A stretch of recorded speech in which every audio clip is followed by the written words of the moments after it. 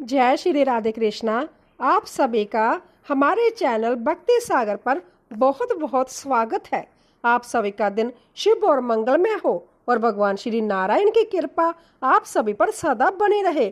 इससे पहले का अध्याय सुनकर कमेंट्स करने के लिए आप सभी भक्तजनों का बहुत बहुत आभार।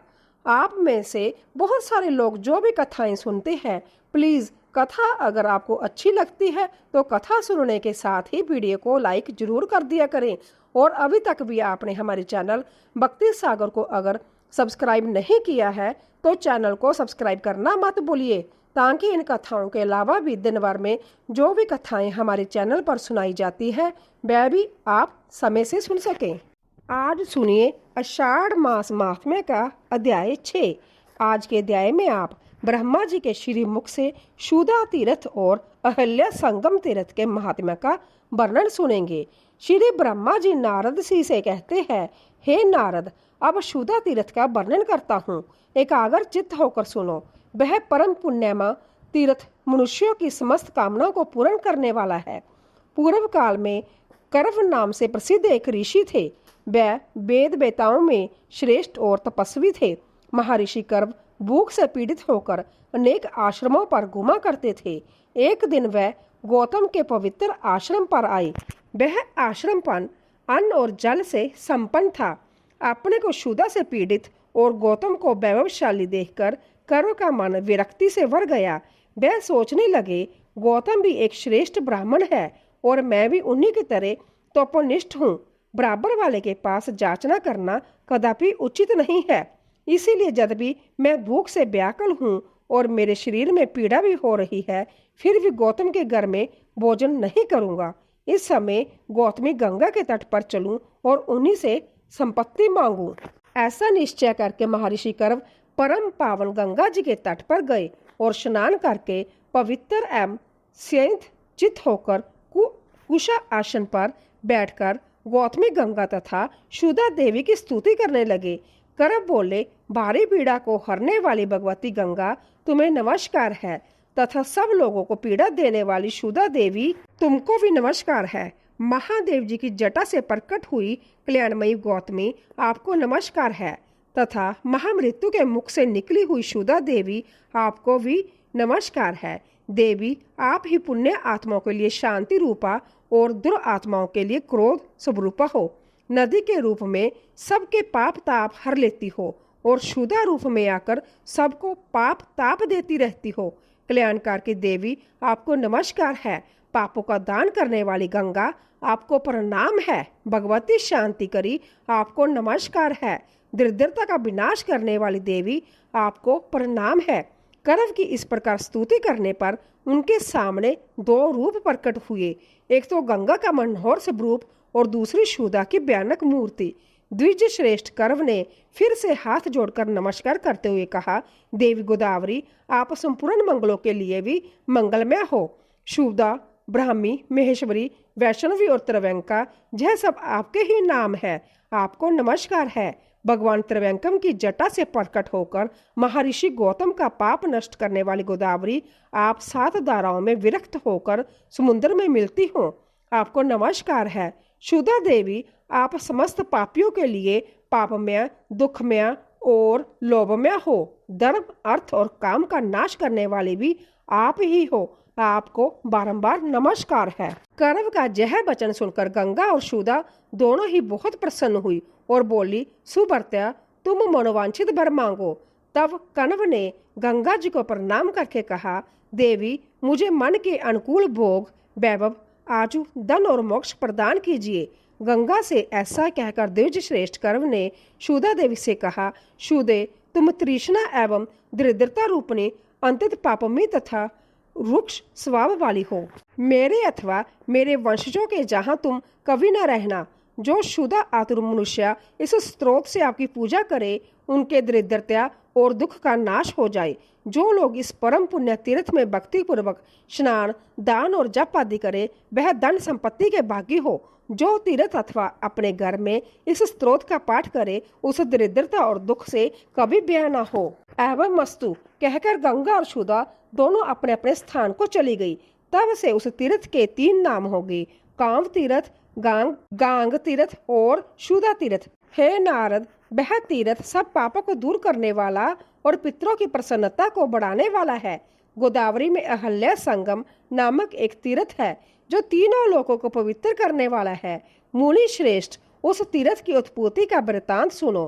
पूर्व काल की बात है, मैंने अंतित कौतूहलवश कुछ सुंदरी कन्याओं की सृष्टि की। उनमें से एक कन्या सबसे श्रेष्ठ और उत्तम लक्षणों से युक्त थी। उसके सभी अंग बड़े मनोहर तथा रूप और गुणों से संपन्न थे। उस समय मेरे मन में यह विचार हुआ कि कौन पुरुष इस कन्या का पालन पोषण करने में समर्थ है। सोचने पर महर्षि गौतम ही मुझे समस्त गुणों में श्रेष्ठ, तपस्वी, बुद्धिमान, समस्त शुभ लक्षणों से सुशोभित और वेद वेदांगों के ज्ञाता प्रतीत हुए। अंत्य उन्हीं को मैंने वह कन्या दे दी और कहा, मुनि श्रेष्ठ, जब तक यह युवती ना हो जाए तब तक तुम इसका पालन पोषण करना। युवा अवस्था होने पर पुण्य इस साध्वी कन्या को मेरे पास ले आना। ऐसा कहकर मैंने गौतम को वह कन्या समर्पित कर दी। गौतम अपने तपोबल से निष्पाप हो चुके थे। उन्होंने विधि पूर्वक उस कन्या का पालन पोषण किया और युवती होने पर उसे वस्त्र आभूषणों से सुसज्जित करके मेरे पास ले आए। उस समय उनके मन में कोई विकार नहीं था। अहल्या को देखकर इंद्र, अग्नि और वरुण आदि सब देवता बारी बारी से मेरे पास आए और कहने लगे, सुरेश्वर, यह कन्या मुझे दे दीजिए। इंद्र का तो उसके लिए विशेष आग्रह था। महर्षि गौतम की महत्ता, गंभीरता और धीरता का विचार करके मुझे बड़ा आश्चर्य हुआ। मैंने सोचा, यह सुमुखी कन्या गौतम को ही देने योग्य है और किसी को नहीं, अंत्य उन्हीं को दूंगा। ऐसा निश्चय करके मैंने देवताओं और ऋषियों से कहा, यह सुंदरी कन्या उसी को दी जाएगी जो सारी पृथ्वी की परिक्रमा करके सबसे पहले जहां उपस्थित हो जाए। दूसरे किसी को नहीं मिलेगी। मेरी बात को सुनकर सभी देवता अहल्या की प्राप्ति के लिए पृथ्वी की परिक्रमा करने चले गए। इसी बीच में कामधेनु सुरभि बच्चा देने लगी। अभी बच्चे का आधा शरीर ही बाहर निकला था। उसी अवस्था में गौतम ने उसे देखा और उसी को पृथ्वी भाव से देखते हुए उसकी परिक्रमा की। साथ ही उन्होंने शिवलिंग की भी प्रदक्षिणा की। इसके बाद सोचा, संपूर्ण देवताओं ने अभी पृथ्वी की एक परिक्रमा भी पूरी नहीं की और मेरे द्वारा 2 परिक्रमा पूरी हो गई है। ऐसा निश्चय करके वह मेरे पास आए और मुझे प्रणाम करके बोले, कमलासन विश्वात्मन, आपको बारंबार नमस्कार है। ब्राह्मण, मैंने सारी वसुधा की प्रदक्षिणा कर ली। मैंने ध्यान के द्वारा सब बातें जानकर गौतम से कहा, ब्रह्मा ऋषि, तुम्ही को जय सुंदरी कन्या दी जाती है। वास्तव में तुमने पृथ्वी की परिक्रमा पूरी कर ली, जो वेदों के लिए भी दुर्बोध है। उस धर्म का स्वरूप तुम जानते हो। जो गायें आधा प्रसव कर चुकी हो वह 7 दीपों वाली पृथ्वी के समान है। उसकी परिक्रमा कर ली जाए तो समूची पृथ्वी की परिक्रमा हो जाती है। शिवलिंग की परिक्रमा का भी यही फल है। अंत्य उत्तम व्रत का पालन करने वाले गौतम, मैं तुम्हारे धैर्य, ज्ञान और तपस्या से बहुत संतुष्ट हूँ। ऐसा कहकर मैंने गौतम को अहल्या सौंप दी। उन दोनों का विवाह हो जाने पर देवता लोग पृथ्वी की परिक्रमा करके धीरे धीरे आने लगे।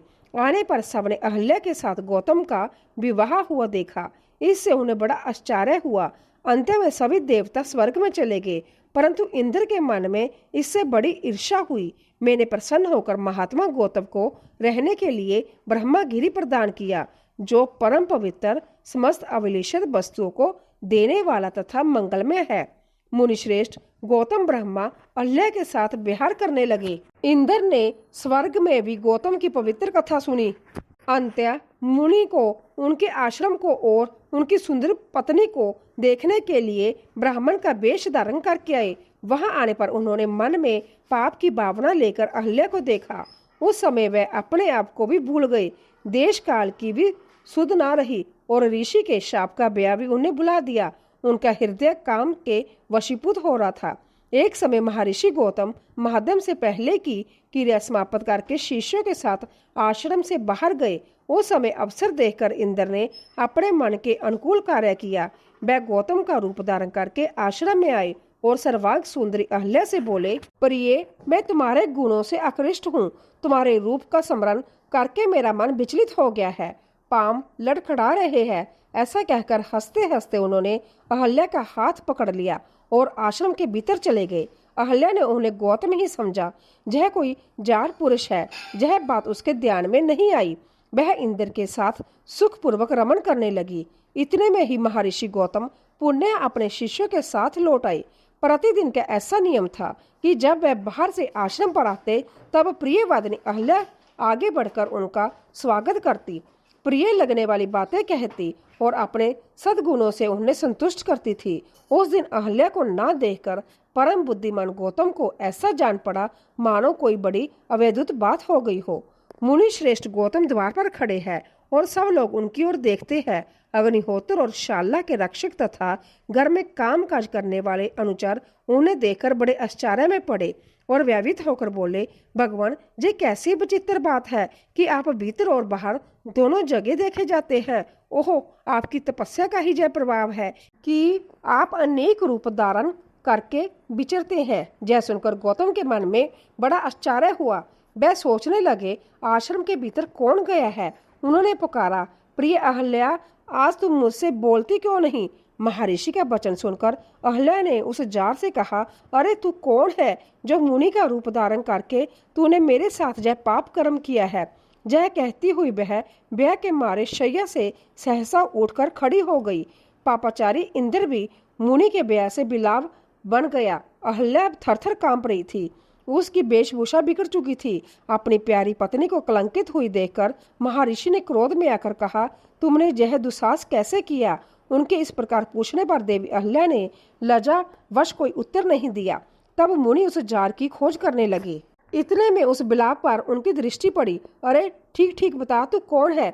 यदि झूठ बोलेगा तो मैं तुझे अभी भस्म कर दूंगा। इंद्र हाथ जोड़कर खड़ा हो गया और बोला, तपोधन, मैं शशि का स्वामी इंद्र हूँ। मुझसे ही जय पाप हो गया है। मैंने जो कुछ कहा है वह सत्य है। ब्राह्मण कामदेव के बाणों से जिनका हृदय विदीर्ण हो चुका है, वह कौन सा दुष्कर्म नहीं करते। आप करुणा के सागर है, मुझ महापापी को क्षमा करे। साधु पुरुष अपराधी पर भी कठोरता नहीं दिखाते। गौतम ऋषि बोले, इंद्र, तूने काम आसक्त होकर यह पाप कर्म किया है। अंत्य तेरे शरीर में जोनी के सहस्र चिन्ह हो जाएंगे। इसके बाद मुनि ने अहल्या से भी कुपित होकर कहा, तू सूखी नदी हो जा। अहल्या बोली, भगवान, जो पापनी स्त्रियां मन से भी दूसरे पुरुष की कामना करती है, वह तथा उनके समस्त पूर्वज भी अक्षय नरक में पड़ते हैं।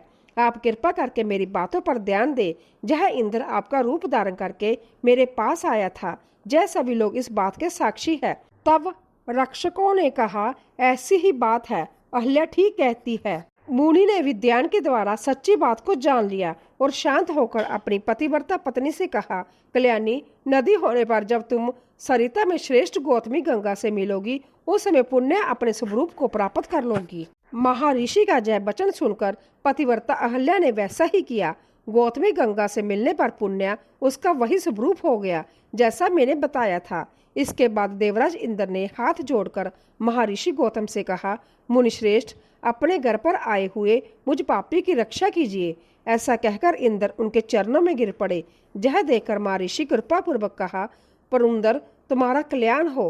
तुम गोदावरी के तट पर जाओ और उसमें स्नान करो। इससे तुम्हारे सारे पाप क्षण भर में धुल जाएंगे। तुम्हारे शरीर में जोनी के जो सहस्र चिन्ह है वह नेत्रों के रूप में बदल जाएंगे। तुम सहस्र अर्जुन के समान देख सकोगे। गौतम जी के ऐसा कहने पर अहल्या पाप मुक्त हो गई और शशिपति इंद्र सहस्र नेत्र हो गए। तब से वह तीर्थ अहल्या संगम के नाम से विख्यात हुआ। उसे इंद्र तीर्थ भी कहते हैं। वह मनुष्यों की समस्त कामना को पूर्ण करने वाला है। जय श्री कृष्णा। आज का अध्याय यही समाप्त हुआ। अन्य तीर्थों की महिमा आप अगले अध्याय में सुनिएगा। आइए अब सुनते हैं तुलसी चालीसा। श्री गुरु पद पंकज रज सरोज रज निज मन मकुर सुधार। बरनाओ तुलसी कीर्ति बिमल जो दायक फल चार।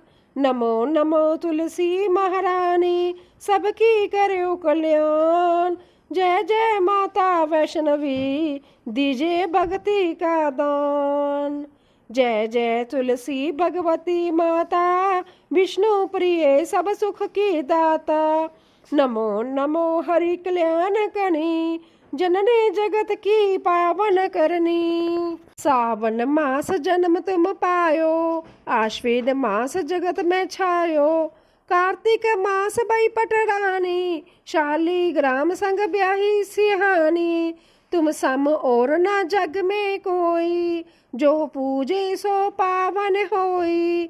जहाँ तुम्हारी होई निवासा, तहाँ न आवे जम का पासा। धूप दीप नवेद चढ़ावे, सो नर परम मोक्ष को पावे। 56 भोग 36 व्यंजन, बिन तुलसी हरि करत नरंजन। हरि के शीस पे तुम्हें सोहत, भजंती माला मन मोहत। शिव ब्रह्मा सब शीश नवावे, नारद शारद कीर्ति गावे। जाने पत्थर मंजरी कोमल, श्रीपति कमल चरण लपटानल। राधा कृष्ण के रास विलासा, तहाँ तुम्हारी पूरन आशा। सतयुग में तुम भई सवेशा, द्वापर में हरियो सब कलेशा। कलयुग में तुम प्रगटी आई, सब भक्तन की करी सहाई। जो जन प्रांत्य उठे बरत ठाने, तुलसी महिमा अमित बखाने। ना धोए जो जल को तारे, सोनर भव सागर से तारे। दोपहर को जो भोजन पावे, तुलसी दल मुख में जो लावे। ताके पाप नशावे सारे, जमदूतन को दूर भगावे। सांझ समय जो आरती गावे, सो नर मन वांछित फल पावे। रात समय जो ध्यान लगावे, सो बैकुंठ धाम को जावे। तुम बिन सब जग सूना लागे, तुमको देखी महाव्या बागे। धन्य धन्य तुम तुलसी माई, सब देवन ने महिमा गाई। बिना प्रसादी कृष्ण न माने, जे सब वेद पुराण बखाने। जो तुमको नित शीश नवावे, सो नर परम पदार्थ पावे। कृपा करो अब हे महारानी, तुम सम और ना कोई दानी। भक्ति दान मोह दीजे माता, तुम हो त्रिभुवन की सुखदाता। जय चालीसा जो कोई गावे, सब सुख भोग परम पद पावे। तुलसी माता की दया, जो जन चाहे नित गावे। तुलसी कीर्ति होए जगत से प्रीत। प्रेम से बोलिए श्री तुलसी माता की जय, श्री लक्ष्मी नारायण भगवान की जय। आप सभी को आज की कथा और वीडियो में आनंद आया हो तो वीडियो को लाइक जरूर कीजिएगा। कमेंट में भगवान विष्णु जी, माता तुलसी जी और भगवान शालीग्राम जी की जय जरूर लिखिएगा और चैनल को भी सब्सक्राइब करिएगा। प्रेम से बोलिए श्री हरि विष्णु जी की जय।